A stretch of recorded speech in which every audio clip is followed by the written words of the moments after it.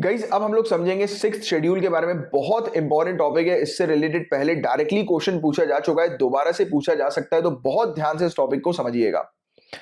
तो सबसे पहली बात तो सिक्स्थ शेड्यूल जो है उसमें जो एरियाज हैं वो कौन से एरियाज होते हैं जिसको प्रोटेक्शन दी जाती है। सबसे पहली चीज तो आपको ये समझना है। तो ट्राइबल एरियाज या फिर और सिंप्लीफाई कर दूं मैं आप लोगों के लिए, तो ट्राइबल ग्रुप्स जो आदिवासी लोग हैं उनको संरक्षण प्रोवाइड कराने के लिए सिक्स्थ शेड्यूल है। तो आप सिक्स्थ शेड्यूल को आदिवासी के साथ, ट्राइबल ग्रुप के साथ लिंक करेंगे, राइट। पहली चीज तो अब इसको थोड़ा और तरीके से समझते हैं। ट्राइबल ग्रुप्स के गाइस आप इस बात से तो सहमत है कि ट्राइबल ग्रुप्स जो आदिवासी जो ग्रुप्स हैं उनके अपने अलग कल्चर, अपने अलग ट्रेडिशंस होते हैं, राइट। काफी सारे तो बहुत अजीब अजीब से काफी इंटरेस्टिंग होते हैं, राइट। जैसे कि एक मैं आपको बताता हूं, अभी मुझे याद आ रहा है कि एक ट्राइबल ग्रुप है, एक मेरे ख्याल से मध्य प्रदेश में ही है वो ट्राइबल ग्रुप, मुझे एग्जैक्टली उनका नाम नहीं पता, बट उनमें एक प्रैक्टिस चलती है काफी फेमस कि जैसे ही वो अडल्ट होते हैं, यानी कि वहां के जो बच्चे अडल्ट होते हैं, राइट, मतलब ऐसा लगता है उनके माँ बाप को कि अब ये शादी के लायक है, तो फिर ये कम्युनिटी जो होती है वो एक डेट डिसाइड करती है, एक टाइम पीरियड डिसाइड करती है। इसमें जितने भी एडल्ट्स होते हैं वो अपने घर से बाहर निकल के जंगल में, यानी कि जिस जगह पर वो हैबिटेट होंगे, जिस जगह पर वो रहते हैं, तो वहां से बाहर निकलकर दूसरी जगह पर वो रहना शुरू कर देते हैं, जितने भी एडल्ट्स हैं। मतलब उनको प्रॉपर फ्रीडम दी जाती है कि वो अपने चॉइस के अकॉर्डिंग अपने पार्टनर को चूज करें, राइट। तो इस प्रकार की भी प्रैक्टिस है, और भी बहुत तमाम प्रकार की प्रैक्टिस है यार वहां पर। इवन जैसे कि आप जानते हैं हमारी कंट्री के अंदर दहेज प्रथा इलीगल है, राइट। जो भी दहेज जो है वो मांगते हैं उनके खिलाफ सख्त कार्रवाई होती है। इवन जो देते हैं तो उनको भी इंक्लूड किया जाता है, राइट, बट जो मांगता है तो उसकी तो बैंड बजा देते हैं, राइट। तो ये वाली बात आप लोग जानते ही हैं, राइट, ये इलीगल है और ये तो बहुत घटिया चीज है, राइट। दहेज वहेज की बात अगर हम लोग करें तो आप लोग जानते हैं, और इवन एक्चुअली मैंने हमेशा इस बात के बारे में कहा है और दोबारा से मैं रिपीट करना चाहूंगा कि ये जो दहेज जो चीज है ना, जो ये पहले से जो चली आ रही है, काफी बार मैं लोगों से पूछता हूं कि दहेज प्रथा को खत्म करने के लिए क्या करना चाहिए। देयर आंसर इज एजुकेशन, कि एजुकेट करो लोगों को। But let me tell you, education से ये दहेज प्रथा खत्म नहीं होगी, ये दहेज प्रथा खत्म होगी घर से। कैसे? अब आप बोलोगे सर इसका क्या मतलब हुआ? इसका मतलब ये हुआ कि घर में जो बताया जाता है, घर में जो बच्चा चीजें देखता है, तो वैसे ही बड़े होकर वो बनता है। सोच जो उसकी होती है वो वैसी ही होती है जो उसने घर में देखा होता है या बड़ों से सुना होता है या गेन किया होता है। बात समझ रहे हो? अब मैं ऐसा क्यों बोल रहा हूं, तो उसका मेरे पास एक बेस्ट एग्जांपल है, मैंने खुद ने पर्सनली ऑब्जर्व किया है। मेरा ही एक फ्रेंड था बहुत पहले, राइट, वो आज की डेट में फॉरेन में है, अब्रॉड में है। मैंने उनसे पूछा था कि वो एक्चुअली पहले आईएएस की तैयारी कर रहे थे, सिविल सर्विसेज की। मैंने उनसे पूछा कि आप सिविल सर्विसेज की तैयारी क्यों कर रहे हो? हिज आंसर वॉज कि दहेज मिलेगा इसलिए मैं तैयारी कर रहा हूं, कि यार कम से कम 2-2.5 करोड़ रुपए तो दहेज के तौर पर आएगा। तो पढ़े लिखे लोगों की घटिया सोच है। और तो पढ़ना लिखना, एजुकेशन, लिटरेसी ये मैटर नहीं करती है, घर में क्या सिखा रहे हो that matters a lot, right. भली आप बड़े हुए, आप अच्छे फ्रेंड सर्कल आपका रहा जिसमें अच्छी सोच, अच्छी विचारधारा वाले लोग हैं, बट कहीं ना कहीं जो घर से, जो बचपन से जो चीज देखी आ रही होती है, सीखी जा रही होती है, वो कहीं ना कहीं तो जहन में आती है, बस जाती है, और फिर वो रिफ्लेक्ट होती है इस प्रकार से सोच। तो बच्चे को घर से ही एक अच्छी चीज सिखाओ, घर से ही जाति व्यवस्था को दूर करने के लिए उन्हें सिखाओ। बच्चों को घर पर ही, बच्चों को बचपन में ही बच्चे को फीड करो कि इंसानियत है, ये धर्म जाति कुछ नहीं है, इंसानियत पर काम करो, ह्यूमैनिटी पर काम करो, ये घर पे सिखाना जरूरी है, राइट। तो ये चीज, तो चलो ये दहेज की बात आई थी तो 2-4 पॉइंट्स मैंने इस प्रकार से आपको बताए। This is also very important for personality development, right. तो ये सब चीजें, पढ़ाई तो मैंने आपको बोला ही कि हर कोई कर लेंगे, but this thing is very important, right, personality development, right.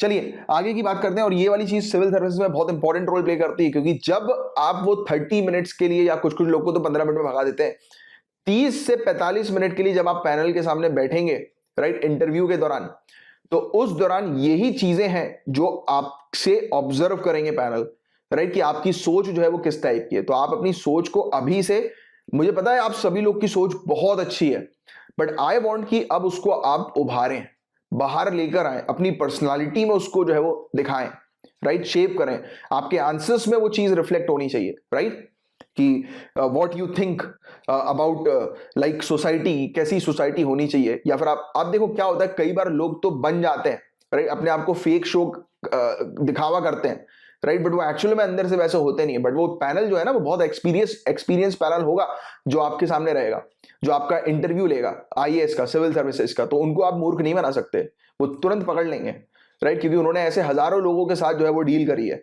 In their services also. जैसे कि आप कल को कलेक्टर बनेंगे, आप हजारों लोगों का झूठ तुरंत फिर पकड़ लेंगे, क्योंकि वो ट्रेनिंग की जाएगी, फिर एक एक्सपीरियंस भी होता है, राइट।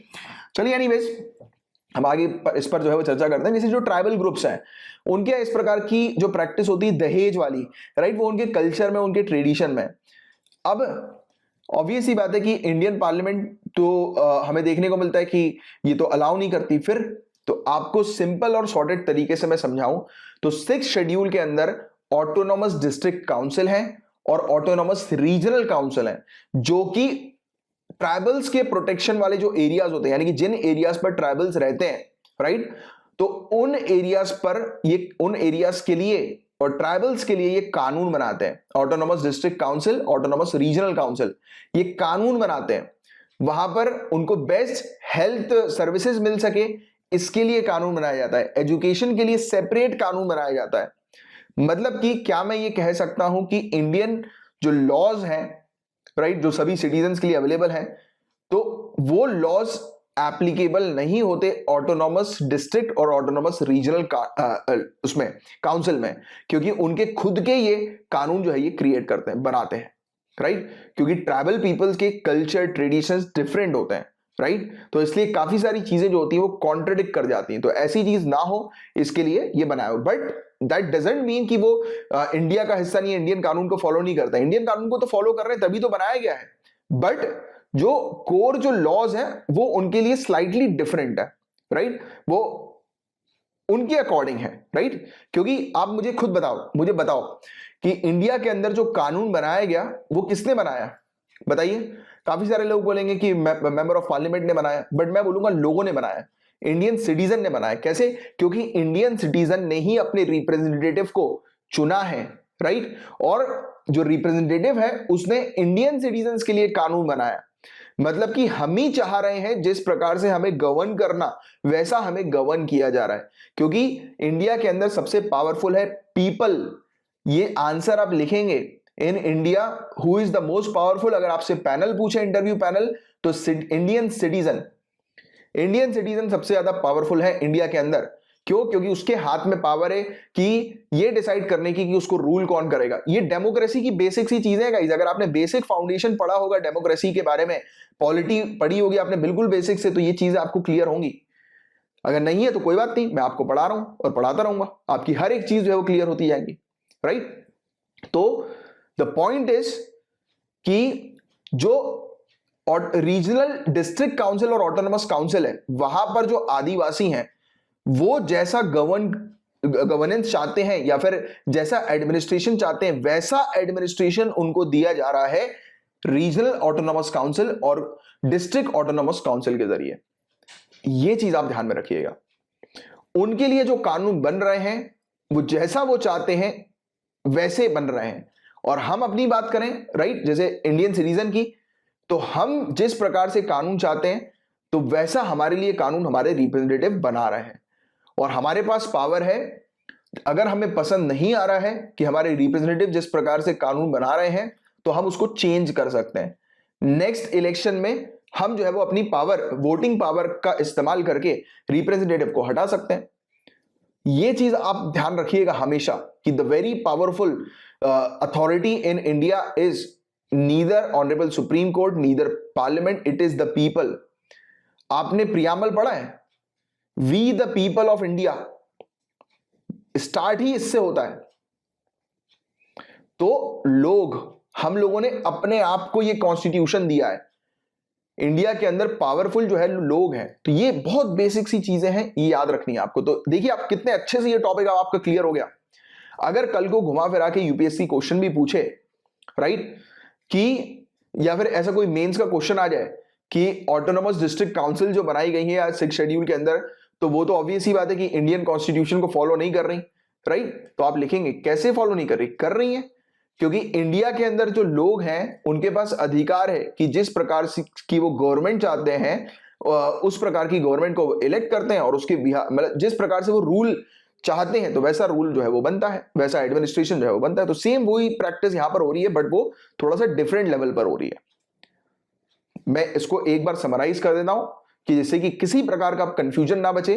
तो आपको ध्यान में रखना है कि ऑटोनोमस डिस्ट्रिक्ट काउंसिल और ऑटोनोमस रीजनल काउंसिल ये बनाई जाती है 6 शेड्यूल के अंडर, और किस पर्पस के लिए, ट्राइबल एरियाज को प्रोटेक्शन प्रोवाइड कराने के पर्पस के लिए। और इन काउंसिल के पास पावर है कि ये क्या कर सकती हैं, ये कानून बना सकती हैं, राइट, ट्राइबल्स के प्रोटेक्शन के लिए। तो ये एक मेन चीज है जिसके बारे में आपको ध्यान में रखना है। और एक फैक्ट लिख लो कि 10 ऑटोनोमस काउंसिल्स आज की डेट में है जो एग्जिस्ट करती हैं 4 स्टेट्स में। इन 4 स्टेट्स के नाम याद रखने के लिए आप ATMM याद रखिएगा, आसाम, त्रिपुरा, मेघालय, मिजोरम, ATMM या फिर ATM मनी। तो ये चीज आप याद रख लेना, तो आपको जो है वो ये चीज याद आ जाएगी।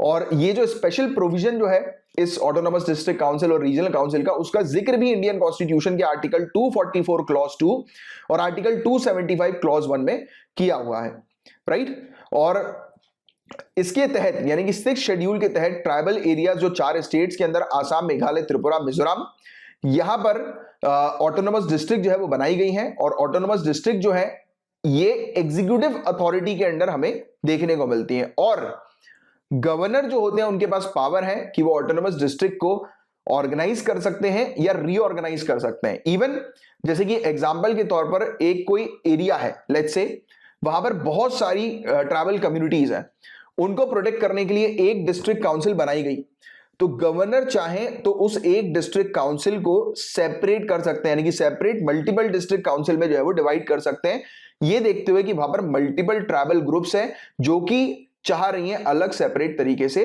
रहना। तो ये पावर है गवर्नर के हाथ में। तो स्टेट के जो गवर्नर होते हैं तो वो ऑर्डर जो है वो दे सकते हैं डिस्ट्रिक्ट काउंसिल को और बेटर बनाने के लिए, कि जैसे कि और ट्राइबल ग्रुप्स जो है उनको गवर्न किया जा सके बेटर तरीके से उनके चॉइस के अकॉर्डिंग, राइट। तो ये चीज, और हर एक ऑटोनोमस डिस्ट्रिक्ट के अंदर हम लोग को एक डिस्ट्रिक्ट काउंसिल देखने को मिलता है, और डिस्ट्रिक्ट काउंसिल के अंदर 30 मेंबर होते हैं। 4 मेंबर इनमें से नॉमिनेट किए जाते हैं गवर्नर के द्वारा, और 26 मेंबर इलेक्ट होते हैं वहीं से लोगों के द्वारा, राइट। कि वहीं पे जो लोग हैं, जैसे कि हम लोग अपने मेंबर ऑफ पार्लियामेंट को, MLA को, right, member of legislative assembly को हम लोग इलेक्ट करते हैं ना, तो वैसे ही वो अपने डिस्ट्रिक्ट काउंसिल के मेंबर्स को वहीं के लोग जो है वो इलेक्ट कर सकते हैं। तो अभी मैंने जो आपके बेसिक्स आपको समझाए थे वो इसीलिए समझाए थे क्योंकि आपको क्लियर रहे कि ये अलग से ऑटोनोमस काउंसिल बनाई गई है, तो क्या ये हमारे जो बेसिक नेचर है हमारे इंडियन कॉन्स्टिट्यूशन का क्या उससे विरुद्ध है? नहीं, ये तो डेमोक्रेसी के ही अंडर आ रहा है कि जिससे कि वहां पर रहने वाले लोग बेटर तरीके से उनको रूल्स मतलब बेटर तरीके से गवर्नेंस उनका हो सके, राइट। तो इसलिए ये बनाया गया, ये चीज ध्यान में रखिए आप। और जो इलेक्टेड मेंबर्स हैं वो 5 साल के टेन्योर के लिए रहते हैं, और जो नॉमिनेटेड मेंबर्स हैं वो तब तक रहेंगे जब तक गवर्नर चाहेंगे। तो ये वाली चीज हम लोग को देखने को मिलती है। और इन काउंसिल्स की, डिस्ट्रिक्ट की और रीजनल काउंसिल की पावर्स हम लोग को क्या देखने को मिलती है, तो जमीन से रिलेटेड मुद्दों पर कानून बना सकते हैं, फॉरेस्ट से रिलेटेड मुद्दों पर, अगर कैनाल वाटर की अगर हम बात करें, जैसे कि फॉर एग्जांपल कोई नहर वगैरह है, उससे पानी निकालना है, राइट, उसकी अगर बात करें, उसके पानी को यूज करना है, तो उससे रिलेटेड कानून बनाया जा सकता है इनके द्वारा, राइट। शिफ्टिंग कल्टीवेशन से रिलेटेड कानून ये बनाते हैं, स्थानांतरित कृषि से रिलेटेड, विलेज एडमिनिस्ट्रेशन ग्राम प्रशासन से रिलेटेड, इनहेरिटेंस ऑफ प्रॉपर्टी संपत्ति का उत्तराधिकार से रिलेटेड ये कानून बना सकते हैं, विवाह और तलाक से रिलेटेड, सामाजिक रीति रिवाज यानी कि सोशल कस्टम्स से रिलेटेड भी कानून बना सकते हैं, और भी वेरियस एरियाज पर कानून बनाने की शक्ति प्रॉपर इनके पास है, राइट, ऑटोनोमस डिस्ट्रिक्ट काउंसिल और रीजनल काउंसिल के पास, राइट। और इवन ये चीज ध्यान में रखिएगा कि ये कानून तो बना सकते हैं, बट इन कानून को लागू कौन करेगा, तो गवर्नर। जैसे कि स्टेट लेजिस्लेटिव असेंबली की बात करें या छोड़िए, पार्लियामेंट के लेवल पर बात करते हैं, आपको पता है कि लोकसभा से बिल जो जाता है वो किसके पास जाता है, राज्यसभा के पास, या फिर राज्यसभा पे बिल इंट्रोड्यूस होकर लोकसभा के पास जाएगा। बट ये बिल जो होते हैं, विधेयक जो होते हैं, ये कानून कब बनते हैं, एक्ट कब बनते हैं, लॉ कब बनते हैं, जब ऑनरेबल प्रेसिडेंट उस पर अपना एसेंट देते हैं। तो ऑटोनोमस डिस्ट्रिक्ट काउंसिल और ऑटोनोमस रीजनल काउंसिल, इनके द्वारा बनाए गए कानून या फिर इनके द्वारा डिसाइड किए गए जो आप कह सकते हैं प्रपोजल जो है कि इस पर कानून बनना चाहिए, तो वो अप्रूव कौन करेगा, गवर्नर करेंगे। तो ये वाला पॉइंट भी आप ध्यान में रखिएगा।